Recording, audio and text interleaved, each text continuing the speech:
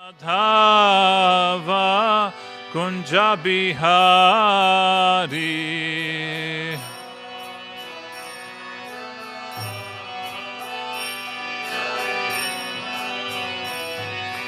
Gopi Janavala Girivaradhari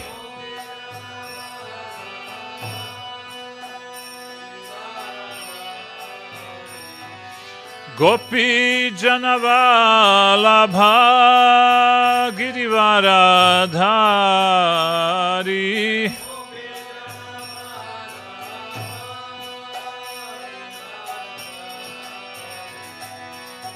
Yashoda Nandana Vraja Janaranjana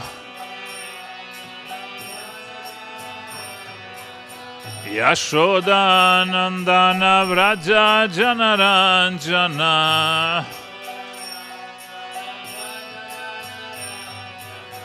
Yamuna Tira Vanachari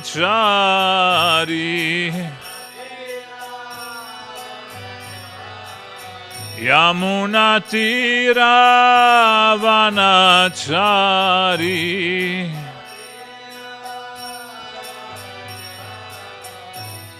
Jaya Radha Madhava Kunja Bihari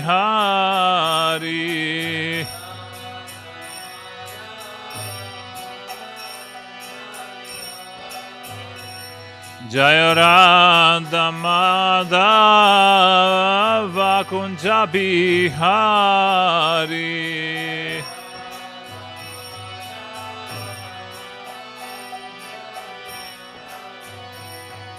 Gopi Janavala Girivaradhari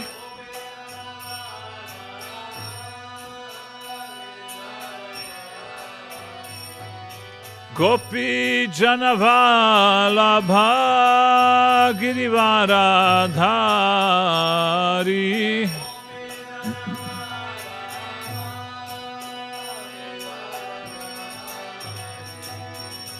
Yashoda Nandana Vraja Janaranjana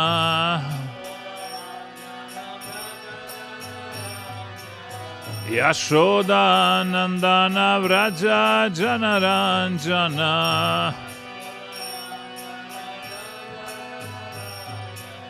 Yamuna Tira Vanachari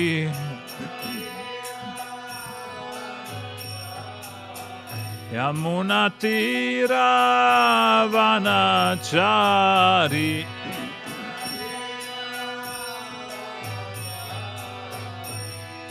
Jaya Radha Madhava Kunja Bihari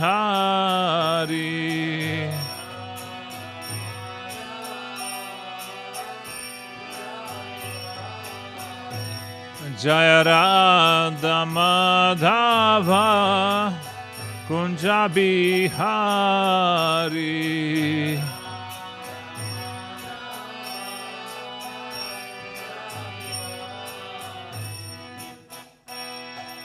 Jai Shri Shri Radha Madhava Ki Jai Grantaraj Srimad Bhagavatam Ki Jai Srila Prabhupada Ki Jai Samavita Bhakta Vrinda Ki Jai Gaur Premanande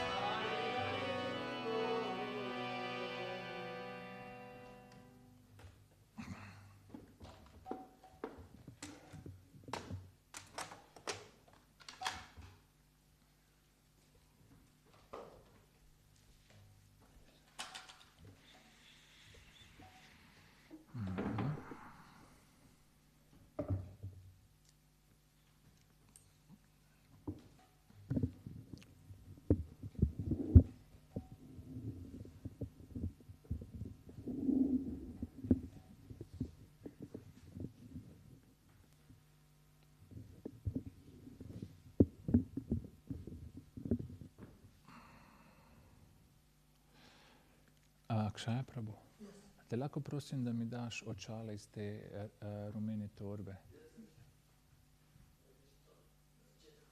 Ja. Hvala. We're reading from Srimad Bhagavatam, 9th canto, Liberation, 10th chapter, The Pastimes of Lord Ramachandra, text 23.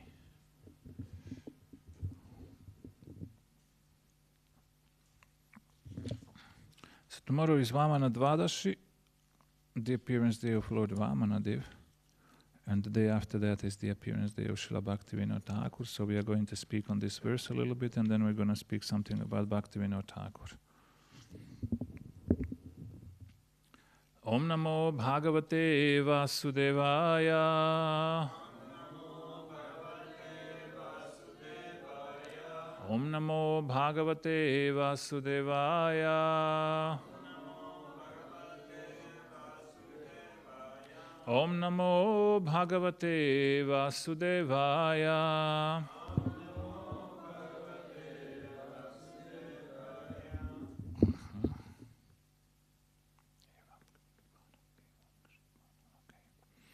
Evam kshipan dhanushi sanditam utsasarja.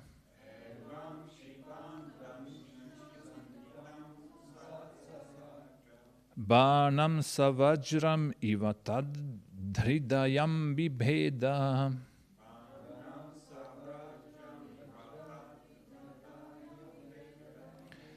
So srigvamandashamukharnyapatad vimanad.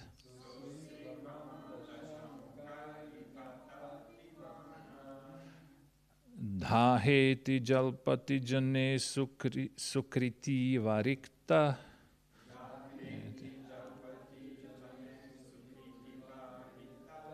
Evam kshipan dhanushi sanditam utsasarja.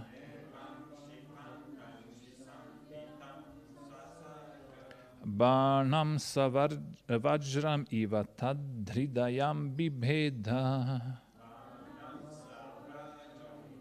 Tadhridayam bibheda. So srigvamandashamukharnyapatad vimanad. So srigvamandashamukharnyapatad vimanad. Dhaheti jalpati jane sukriti variktah. Naneti jalpati. Evam kshipan dhanushi sandhitam utsasarja.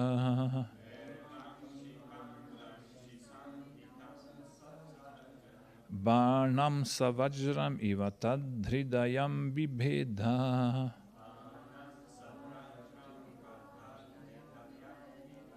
So srigvamandashamukharnyapatad vimanad.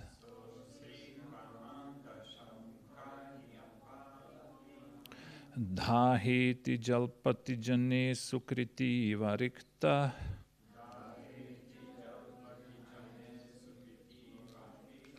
Prabhus.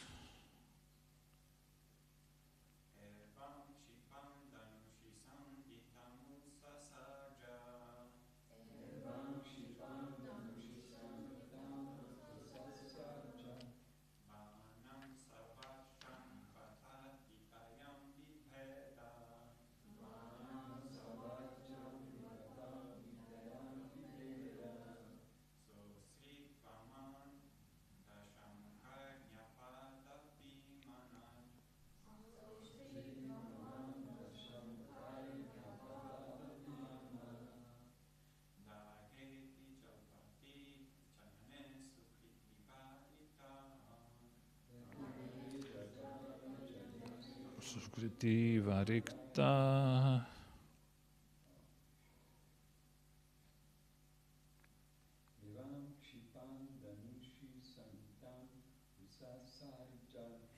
Evam kshipan dhanushi sandita utsasarja.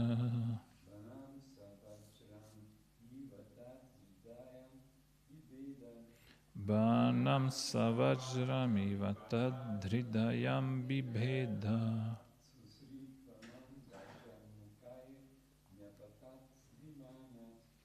Sosrigvamandashamukarnyapatad vimanad.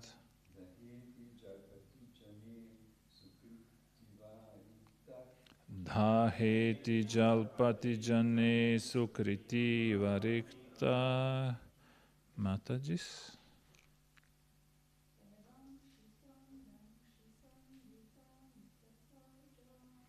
Evam kshipandhanushi sanditam utsasarja.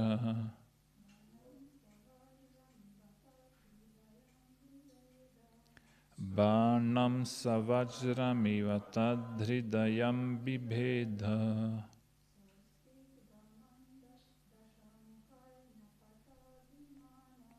Sosrigvamandashamukarnyapatad vimanad.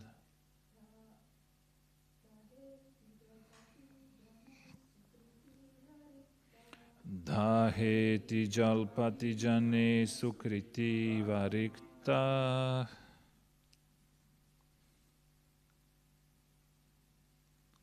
Evam, in this way, Kshipan, chastising Ravana, Dhanushi, on the bow, Sandhitam, fixed an arrow, Utsasarja, released toward him, Barnam, the arrow, Saha, that arrow, Vajram Eva, like a thunderbolt, Tat Hridayam, the heart of Ravana, Bibheda, pierced, Saha, he, Ravana, Asrik, blood, Vaman, vomiting,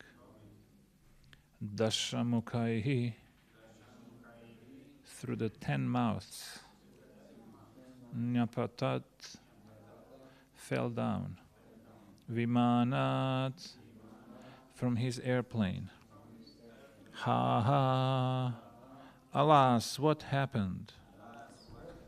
Iti, thus, Jalpati, roaring, Jane, when all the people present there, Sukriti Eva, like a pious man, Riktaha, when the results of his pious activities are finished. Translation. After thus rebuking Ravana, Lord Ramachandra fixed an arrow to his bow, aimed at Ravana, and released the arrow which pierced Ravana's heart like a thunderbolt. Upon seeing this, Ravana's followers raised a tumultuous sound, crying, Alas, alas, what has happened? What has happened? As Ravana, vomiting blood from his 10 mouths, fell from his airplane, just as a pious man falls to earth from the heavenly planets when the results of his pious activities are exhausted. Purport by His Divine Grace Srila Prabhupada Ki Jai. In Bhagavad Gita 9.21 it is said, Kshine punye martya lokam vishanti. When the results of their pious activities are exhausted, those who have enjoyed in the heavenly planets fall again to earth. End of quote. The fruitive activities of this material world are such that whether one acts piously or impiously, one must remain within the material world according to different conditions, for neither pious nor impious actions can relieve one from Maya's clutches of repeated birth and death. Somehow or other, Ravana was raised to an exalted position as the king of a great kingdom with all material opulences, but because of his sinful act of kidnapping Mother Sita, all the results of his pious activities were destroyed. If one offends an exalted personality, especially the Supreme Personality of Godhead, one certainly becomes most abominable. Bereft of the results of pious activities, one must fall down like Ravana and other demons. It is therefore advised that one transcend both pious and impious activities and remain in the pure state of freedom from all designations. Sarvapadi vinirmuktam tat paratvena nirmalam. When one is fixed in devotional service, one is above the material platform. On the material platform, hvala, može malo manje vode, bo tako ne morem piti zraka. Će malo prolijeti čez okno. Hvala. When one is fixed in devotional service, he is above the material platform. On the material platform, there are higher and lower positions, but when one is above the material platform, he is always fixed in a spiritual position. Sagunan samatityayan brahma bhuyaya kalpate. Ravana, or those like him, may be very powerful and opulent in this material world, but theirs is not a secure position because, after all, they are bound by the results of their karma. Karmana daiva netrena.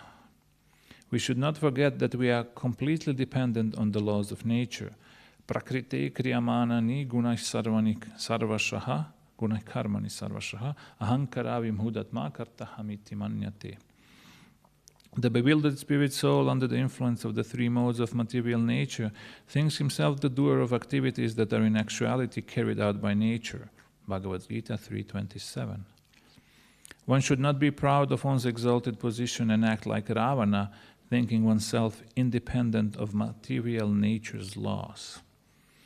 Evam kshipan dhanushi sanditam utsasarja barnam savajram ivatad dhridayam bibheda sosrigvamandashamukharnya patad vimanad dhaheti jalpati jane sukriti varikta.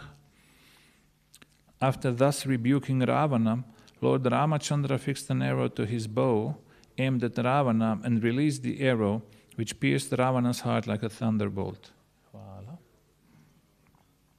Upon seeing this, Ravana's followers raised a tumultuous sound, crying, "Alas, alas, what has happened? What has happened?"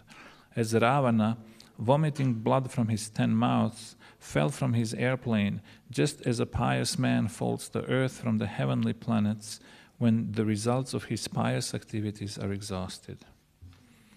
Namam Vishnu Padaya, Krishna Prishtaya Bhutale, Srimate Bhaktivedanta Swaminiti Namine, Namaste Saraswate Deve, Gauravani Pracharine, Nirvishesha Shunyavadi, Paschatya Desha Tarine, Jai Shri Krishna Chaitanya Prabhu Nityananda, Shri Advaita Gadadhara, Shri Vasadi Gaura Bhakta Vrinda, Hare Krishna, Hare Krishna, Krishna Krishna, Hare Hare, Hare Rama, Hare Rama, Rama Rama, Hare Hare, Hare Krishna, Hare Krishna, Krishna Krishna, Hare Hare, Hare Rama, Hare Rama, Rama Rama, Hare Hare.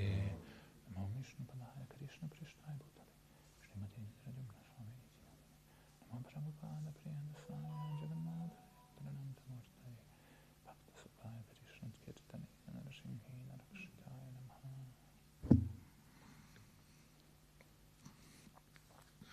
So quite a vivid picture painted here. Ravana being shot in the heart with Lord Ramachandra's arrow, and he vomits blood from his 10 mouths. I don't think any doctor could help with that injury, even if you die in the middle of the hospital with all the doctors ready. But the point is that Ravana could rule the universe. Well, in his previous incarnation as Hiranyakashipu, he did rule the universe, and nothing happened. He died. He was killed. Hiranyakashipu was killed by, he tried to cheat Lord Brahma by giving all these twisted blessings, but he couldn't cheat the Lord. Even Ravana's brother, Kumbhakarna, who died before on the battlefield on Lanka, he was killed by Lakshman.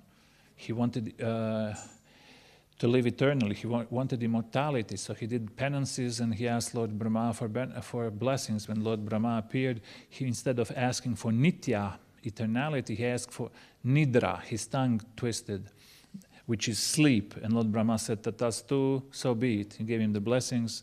And it was like, no, wait, you know, I mispronounced, I made a mistake. Well, sorry, you know.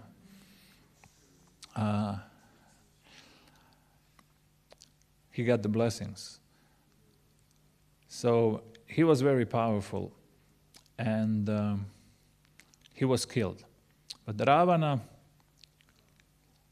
before, as Hiranyakashipu, he ruled the universe. As Ravana, he didn't. And as Hiranyakashipu, he was killed by Vishnu. So as Ravana, he was so deluded that he thought, I can't do it.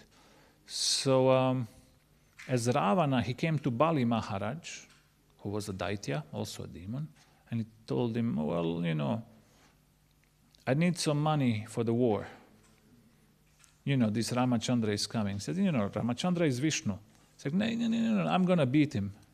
Right, okay, I'm going to give you this, come. And he comes and he shows him a mountain made of one piece of diamond. He said, and there was gold on it, and if you can lift this mountain, you can take it with you.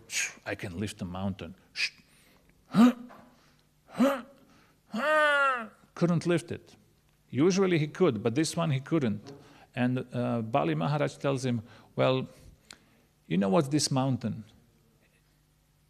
It's an earring you wore in your past life as Hiranyakashipu, and you couldn't kill Vishnu.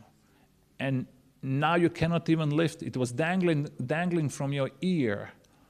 You didn't even notice it. It was so light. Now you cannot lift it. And that Vishnu came as a Ramachandra, and you think you can do something against him? Interesting concept of false ego. As Krishna describes in Bhagavad Gita, the thinking of the mentality of a demoniac person, he is my enemy and I have killed him, or destroyed him, or whatever. Shamed him, embarrassed him. So that's demoniac mentality. So I want to be more powerful than I want to be the best one, the topmost, the biggest, baddest, meanest dog in the pack. But that's all material consideration, because higher, lower in the material world makes no sense, you know. Well, if you have it, use it in Krishna's service, and that's all right. But otherwise, striving for it, you know, too much hustle, too much trouble, and it's all material from the transcendental point of view. Sometimes you can hear devotees speak about different persons ruling the world, this world, in, you know, 21st century Kali Yuga as we perceive it. You know, this family, that family, and this conspiracy theory, that conspiracy theory, the Jews, the lizards, the Rothschilds, the Rockefellers, you know, all of these conspiracy theories. And whenever someone starts to tell me about this, my general response is, I don't care. But the rule, then, you know, it's like, what you're gonna do? Waste time from practicing and preaching Krishna consciousness, which is the ultimate benefit to the world, in order to what? Uncover them? So what? You uncover them, so what? You know, information is on the internet, documentaries are on the internet. Who cares? Will the world change? Will you remove them and install some people who will be running the world properly? No. You know, as in South Africa, some decades ago, there was a political system called apartheid, where white minority ruled over everybody else. And they controlled everything, they had everything. And I have a friend there, my godbrother who passed away recently. He was born and raised there. And he says, they were fighting, so many people, Nelson Mandela, Bishop Desmond Tutu, they both got Nobel Peace Prize for fighting against apartheid. And finally, they broke the system, the apartheid fell, and they had democracy, they had elections, and they were black leaders of the country. And this friend of mine, he's telling me, you know, white people controlled everything, white minority. Then before they fell down, before they had to leave, they stole as much as they could. And then when the black people came into power, they stole everything that was left.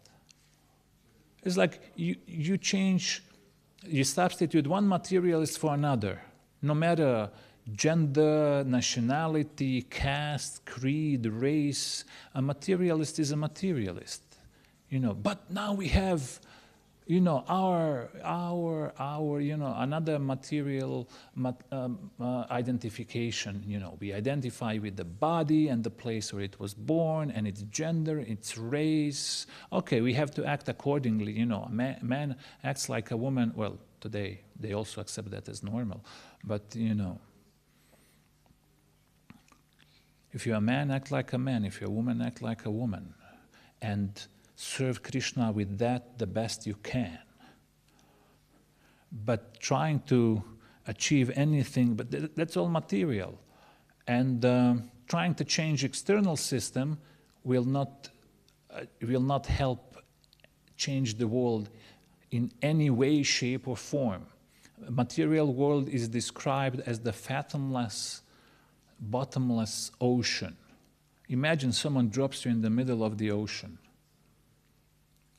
You may be the best swimmer. How long can you swim? What's the world record in marathon swimming? 8 hours? 12? 20-something? Good. How about 20-something days? You're gone.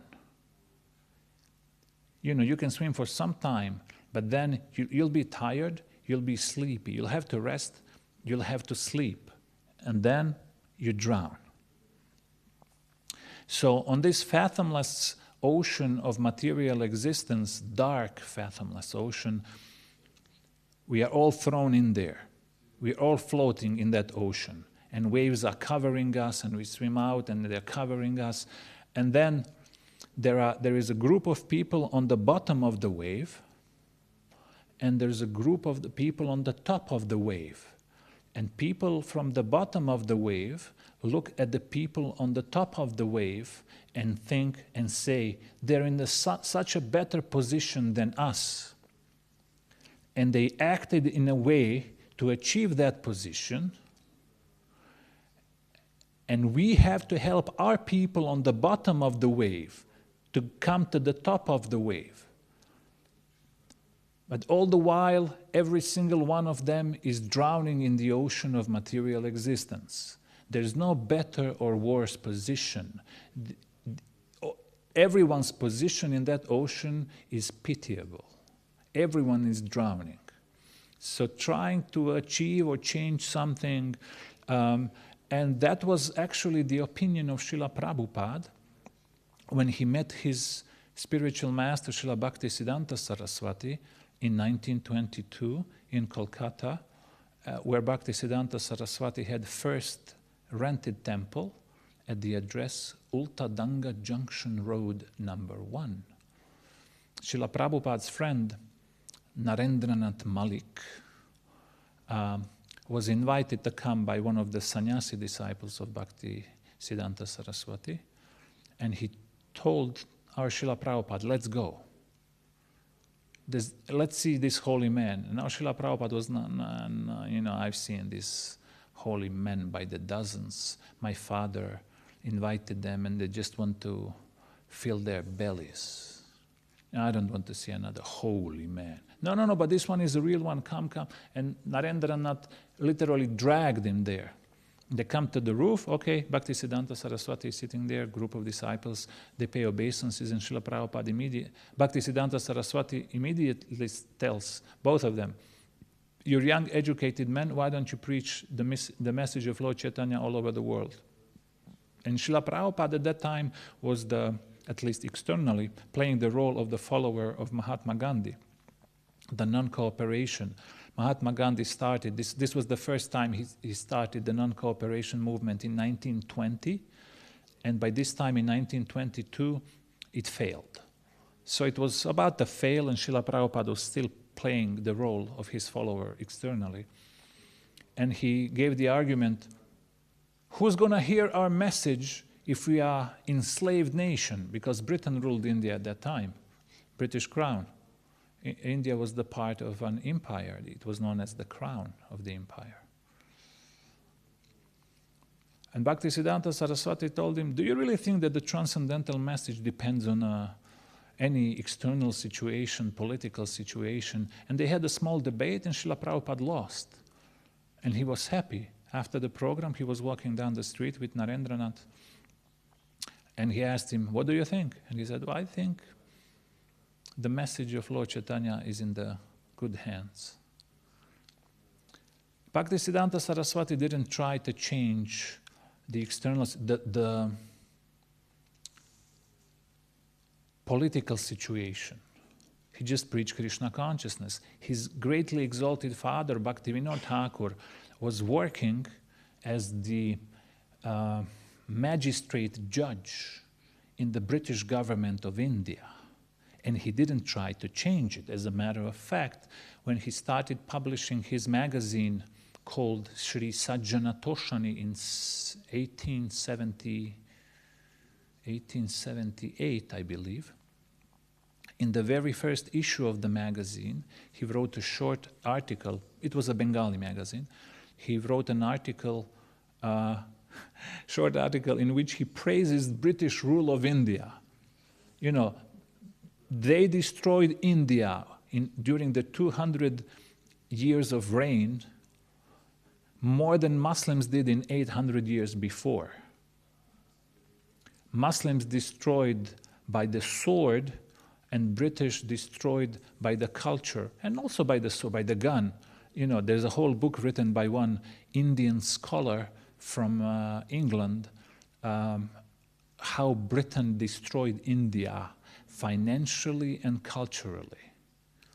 And Bhaktivinoda Thakur, being a pure devotee, Mahabhagavat, a great intellectual and a high court judge, knew that very well. And yet, in his article, he praises the British rule of India because he says it's conducive for practicing Krishna consciousness.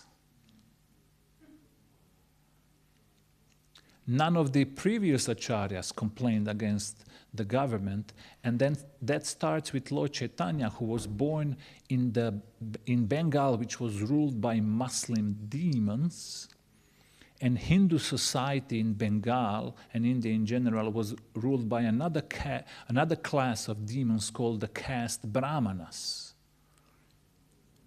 And Lord Chaitanya never said a word against any one of them. He didn't care. He preached Krishna consciousness and he accepted everyone. Hindus, Muslims, Brahmanas, Shudras. He didn't care about changing the external system. He just preached Krishna consciousness. When he came to Jagannath Puri, he could see that the priests of the temple in Jagannath Puri were materialists. I mean, Lord Chaitanya enters the temple of Lord Jagannath, sees Lord Jagannath and faints in ecstasy. He falls unconscious. And what do these priests do? Who is this guy? They run with the sticks and they want to beat him up. The Supreme Personality of Godhead just came to have darshan of Lord Jagannath, and they want to beat him. And he didn't try to change it. As a matter of fact, the king of Jagannath Puri and Orissa, what was the name? Utkal. The kingdom was called Utkal. Maharaj Prataparudra became his disciple a couple of years later. And Lord Chaitanya never gave him an instruction to change this social system. He didn't care. He just preached Krishna consciousness. And he accepted disciples from the priests, among the priests of Jagannath Puri temple, the common folk, the exalted folk, everyone who wanted to follow Krishna consciousness. So we don't care. Whomever is in power, we're going to preach. Devotees preach in communist Russia where they were not allowed to preach. Devotees still preach underground in communist China. Devotees preach in Muslim countries. You know, maybe it's more favorable to preach under some system. You know, in Romania, Ceausescu was a dictator. Devotees preached. You know, they preached. Had they not preached back then, you wouldn't be here, right? But they did not.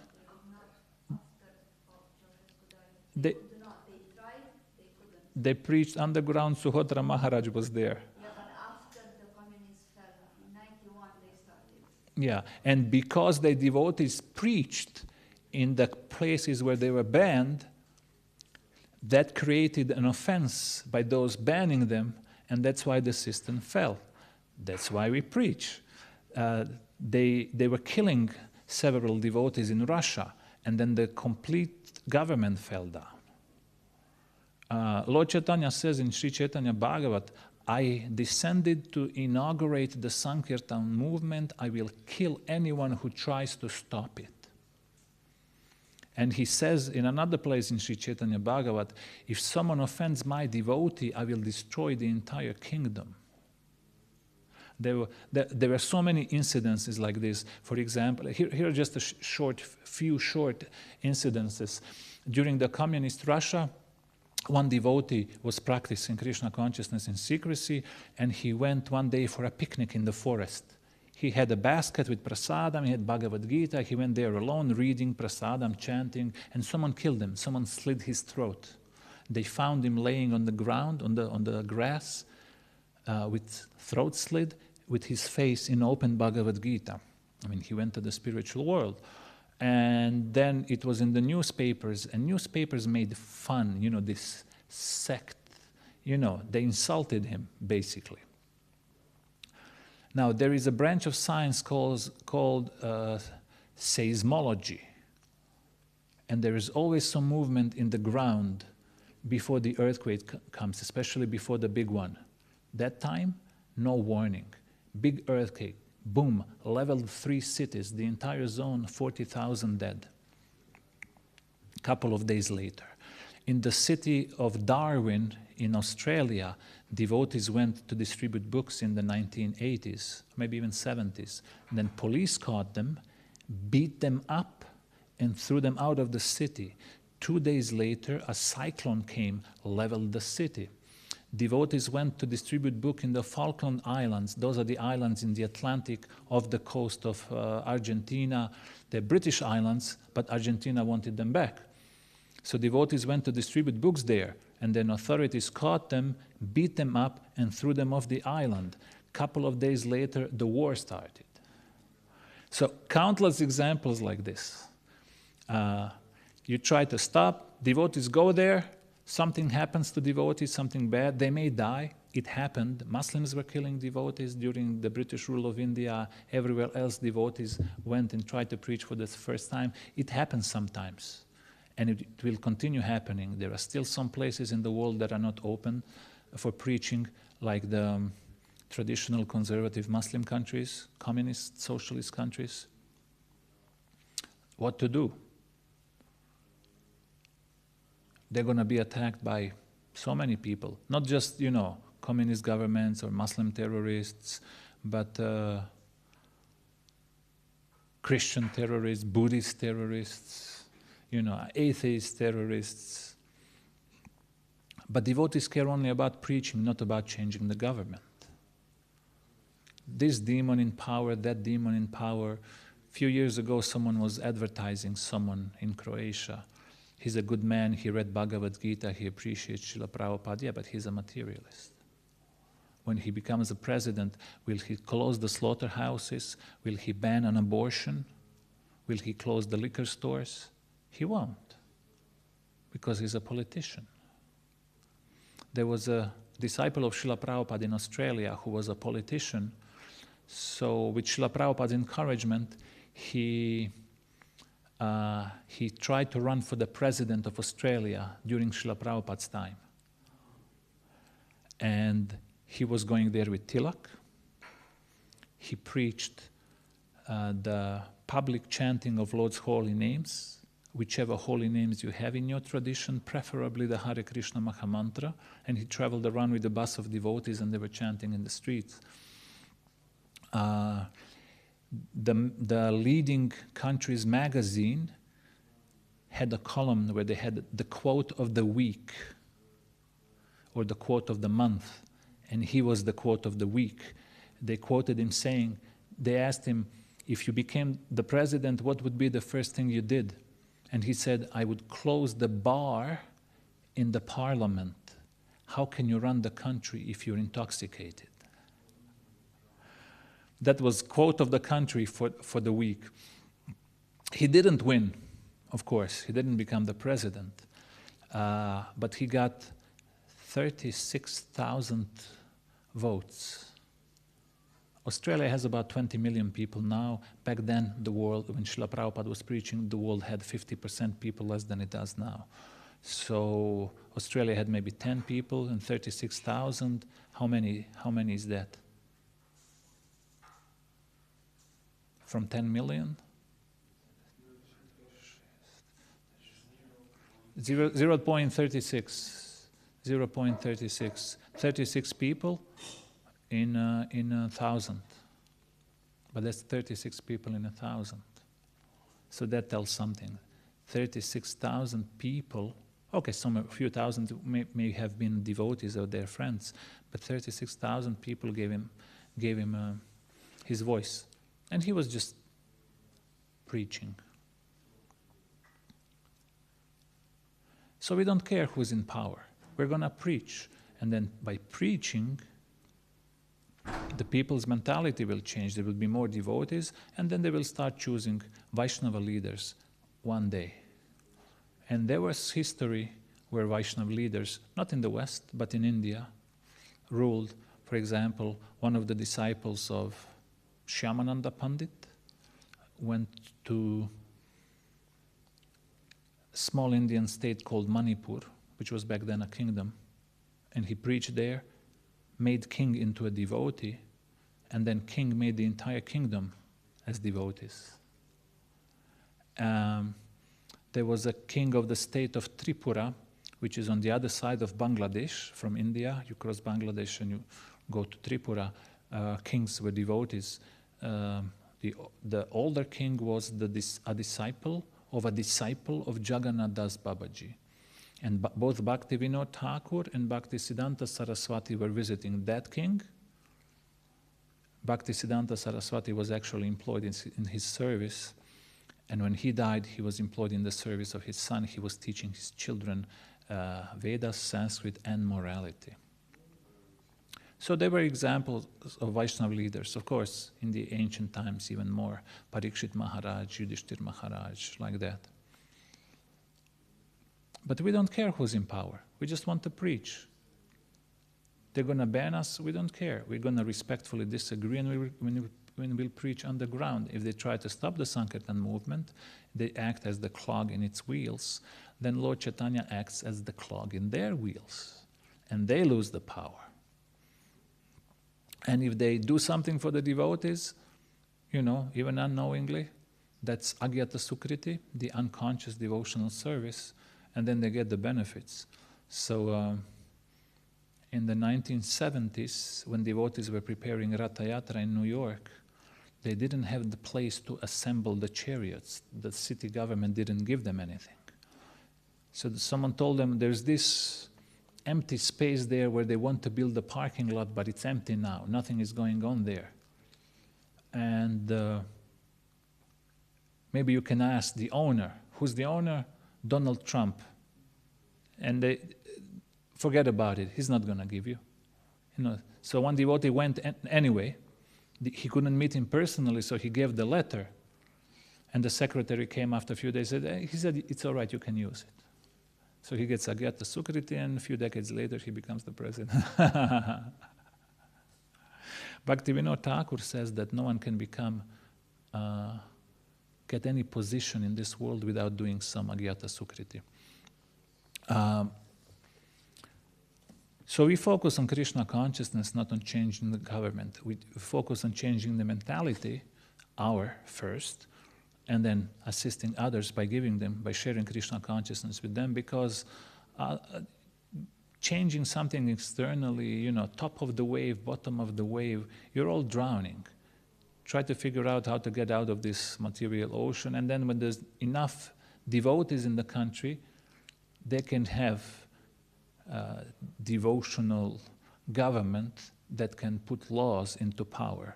like the king of Manipur, he made a law. No one is allowed to go out in the street without tilak on. And I have a friend from Budapest. He just this year he received his PhD dissertation on the history of Manipur. So next time we meet, I'm going to interview him. When I get faster computer, I'm going to interview him video online and post it on the internet because it's a really beautiful history. Then Vaishnava culture in Manipur developed kind of somewhat different from the rest of the culture of the followers of Lord Chaitanya in a beautiful way. They have different mridangas. They are thin and long. And the way they dance, their kirtan processions with thousands of men playing mridangas, and then their dresses when they dance the Rasa Lila and how they dress their deities in that particular dress. Oh my God, amazing, beautiful, gives an extra flavor. So Bhaktivinoda Thakur didn't try to change the government, but he tried to change the world by giving it Krishna consciousness. He was the pioneer of preaching Krishna consciousness in English. He wrote the book called Sri Chaitanya Mahaprabhu, His Life and Precepts. Precepts meaning teachings. Well, it's not a book. The book was called Sri Gauranga Lila Smarana Mangala Stotram, the auspicious remembrance of the pastimes of Lord Gauranga. And it was actually a song with 104 long Sanskrit verses. Then Bhaktivinoda Thakur approached one devotee scholar of Nadia, who was a Sanskritist, called Shitikanta Vachaspati, and asked him to write commentaries on these verses. So that was the majority of the book. And then Bhaktivinoda Thakur wrote an introduction called Sri Chaitanya Mahaprabhu, His Life and Precepts, that took 64 pages in the book. And then he published it together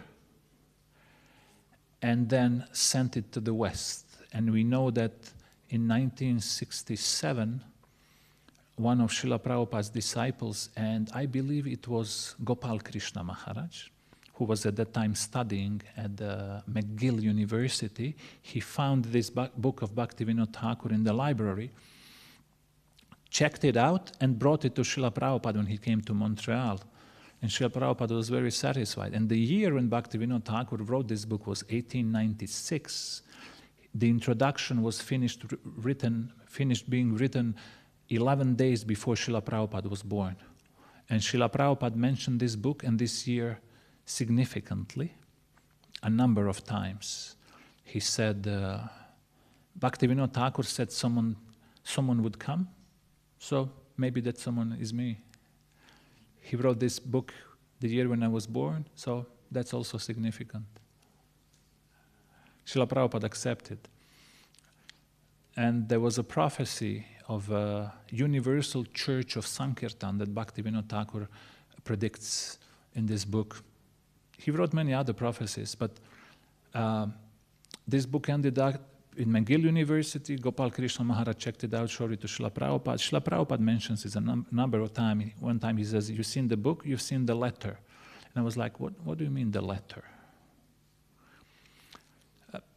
As world connects due to internet, we are one big global village. Now libraries are uploading their catalogs online. And there are some specialized websites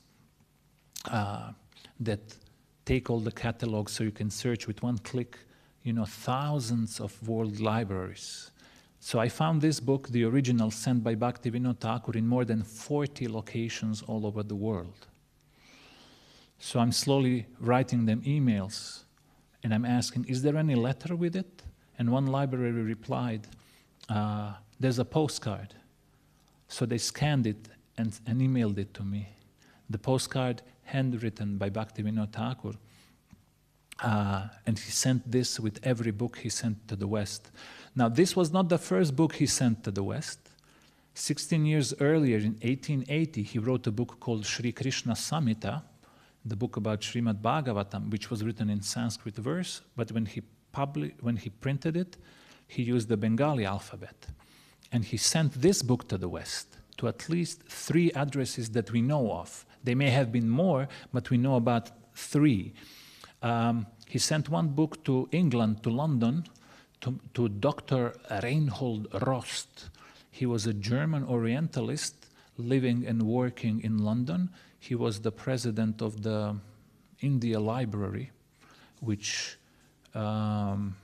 Library of India Society, which later became a part of the King's Library, which is now the part of the British Library in downtown London. He sent this book, Shri Krishna Samhita, to Dr. Rost, who spoke more than 20 Oriental languages. He read the book because he could read Bengali and understood Sanskrit. He read the book and replied with a letter to Bhaktivinoda Thakur, with a lengthy letter praising the book. Then second book he sent to Sir Monier Williams, the famous author of the Sanskrit-English dictionary. There is no record of Mr. Williams ever replying, but this book is now in the Oxford Library. I'm not sure where is this book that Dr. Rost received. It may be in British Library in London, or it may be in Canterbury Library, the University of St. Augustine, where Dr. Rost later worked as a professor. We have to go there and investigate.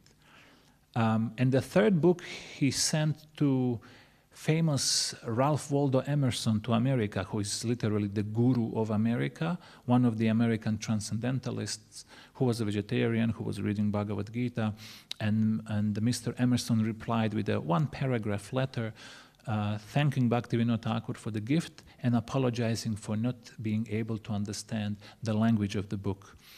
The year later, Emerson died.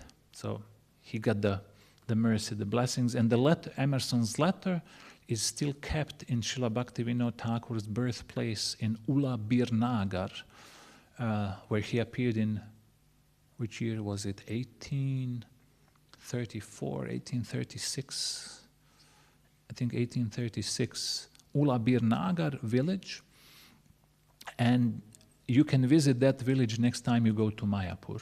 Anyone been there? No. Mayapur, yes. But Ula Birnagar? No.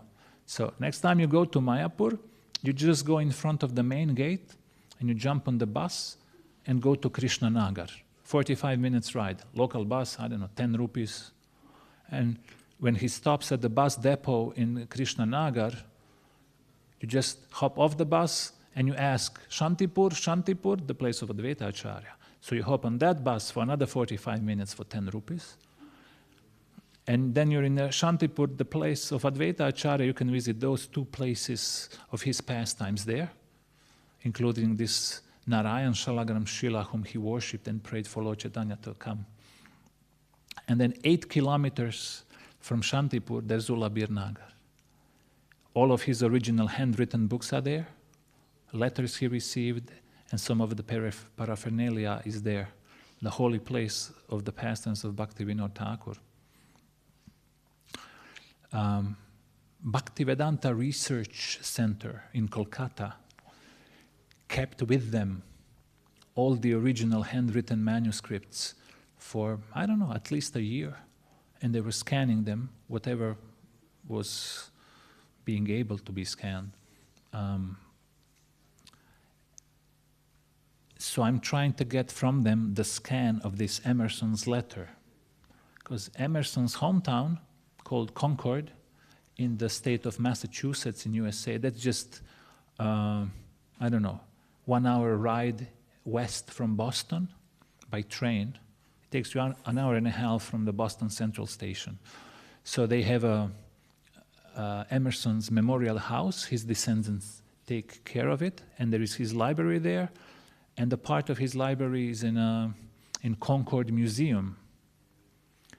And they keep his letters he wrote, letters he got, and they don't have this letter. So I'm trying to get the scan of this letter and then email them and ask them if I could get the scan of Bhaktivinoda Thakur's letter that no devotee has seen. And this this postcard I got the scan of from München Universität, the University of Munich, that they scanned and emailed me. I asked them to scan the first few pages, and the last page is the library card. When that book came to University of Munich in 1896, it went on the shelf, and no one checked it out for 125 years, just standing there. And in 125 years, no one has taken that book in their hands. No one took the postcard and read it. The library card says no one checked anything out, and it's the old library card. It's completely yellow. And if anyone's interested, I can show you that. Just recently, when I met my spiritual master, I printed it out for him. So no one read this for 125 years, and here it is. I asked them if they would be willing to give it to me as a gift or sell it to me, either the postcard or the book or the both, and they said, no, we don't do that. And if you go to Munich, you can go to their library, but you can check this book out only to the reading room. You cannot take it home with you. Otherwise, I'd already been in Munich, checking it out and then losing it, and then paying, 200 euros fine for losing the book. Another connection of Srila Bhaktivinoda Thakur and preaching in the West was one of his disciples, brahmachari disciples. I forgot his name. Bhaktivinoda Thakur gave him his first and second initiation, and before he left, he instructed him, follow Bhaktisiddhanta Saraswati. So he received sannyasa from Bhaktisiddhanta Saraswati, and he became Bhakti Pradeep Tirtha Maharaj. And he was in the group of 3 disciples of Bhaktisiddhanta Saraswati who were sent to preach in London in 1933, in March 1933. So they went to London, they preached in England, and they also went to Europe. But Tirtha Maharaj came back after, a year and a half. Whereas Bon Maharaj stayed longest. He stayed 2.5 years, then he went back for a few months and came back. So one disciple of Bhaktivinoda Thakur actually went to the West to preach. So that's some connection of Bhaktivinoda Thakur. If anyone's interested to read more about him, there's some literature. There's ISKCON book called The Seventh Goswami, composed by Rupa Vilas Prabhu, Srila Prabhupada's disciple. Really nice biography of him. There's a book called Hindu Encounter with Modernity about him, his life and his teachings. That's actually a PhD dissertation of Shukavak Prabhu, Srila Prabhupada's disciple. And although his academic presentation is not without flaws, it's still, when he was doing research in the early 1990s, there was no internet, no mobile phones, nothing. He traveled in India, rummaged through the libraries, visited places of his pastimes, where he was headmaster of the school, where he was working. Amazing research. And then Lalita Madhava Prabhu, whose official name is Lushan Wang. His mother is Srila Prabhupada's disciple. His father is not a devotee, and he's initiated somewhere in Gaudiya Math. He made his PhD dissertation on Bhaktivinoda Thakur. Our ISKCON's Krishna Abhishek Prabhu, or official name Abhishek Ghosh from Kolkata, a disciple of Tamal Krishna Maharaj, he wrote a PhD dissertation of Bhaktivinoda Thakur. Neither one of them published them, so we are waiting for that. I wrote to Krishna Abhishek Prabhu, and he sent me his dissertation as a PDF file. Oh my God, nectar. There's a Journal of Vaishnava Studies, that's a Vaishnava scholarly magazine run by ISKCON devotee that comes one issue per 6 months. Every 6 months one issue comes out, and each issue has a topic. So one issue had a topic of Bhaktivinoda Thakur. Devotees from Gaudiya Math also published one book in English about Bhaktivinoda Thakur, followers of Narayan Maharaj. Bhakta Bandhav, a group in Vrindavan called Bhakta Bandhav, they published. And as far as I can remember, that's pretty much it of the literature that's available in English about Bhaktivinoda Thakur. Some academic articles, but that's pretty much it. If you want to learn more, you have to learn Bengali and read all of these books that were written about him.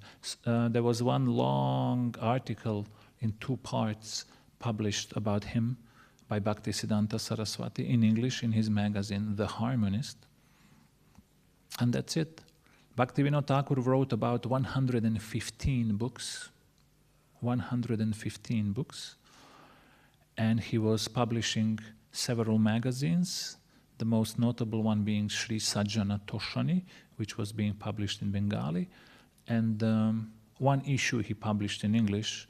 Later on, in his later years, he passed the editorship to his son Bhaktisiddhanta Saraswati, who published it for a number of years until 1927, when he changed it into English and called it The Harmonist or Sajjana Toshani. And then Bhaktisiddhanta Saraswati published 6 magazines in different languages. But Bhaktivinoda Thakur, some of his most famous works are Jaiva Dharma, the Dharma of the Jiva, Sri Chaitanya Shikshamrita, the Nectarian Teachings of Lord Chaitanya, and Navadvip Dhama Mahatmya, the glories of the Navadvip Dhama, whereas he spent some time going around Navadvip, picking all the historical informations and stories and putting them in the book. We wouldn't know about Navadvip if it were not for him. He found the original birthplace of Lord Chaitanya. Up until that moment, people worshipped him at the fake one, just because they wanted some prestige, power, money, and disciples. And sometime after Lord Chaitanya, the deviant people took over his sampradaya almost completely, and real devotees just practiced underground. So much so that Krishna consciousness was considered to be the religion of immoral beggars. People pretended to be renunciants, but they intoxicated and took other men's wives. And Bhaktivinoda Thakur, after 300 years, single-handedly reformed the sampradaya and restored it back to its glory, single-handedly, one man, one acharya. He was looking for Chaitanya Charitamrita for 11 years and he couldn't find it. And then when he found it in 1869, that's when his preaching actually starts.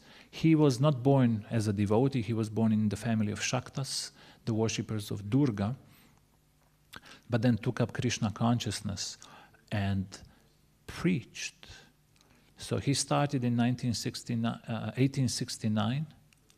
He prayed for the son to continue his mission, and in 1874, Bhaktisiddhanta Saraswati was born, Bimal Prasad Datta. He continued.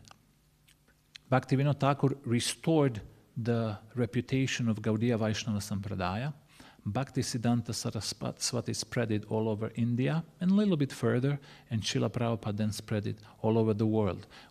From the moment the preaching work of Bhaktivinoda Thakur starts in 1869 until Krishna consciousness is a worldwide movement in 1969, 100 years, 3 acharyas, from an obscure movement with a bad reputation to the worldwide movement that the whole world knows.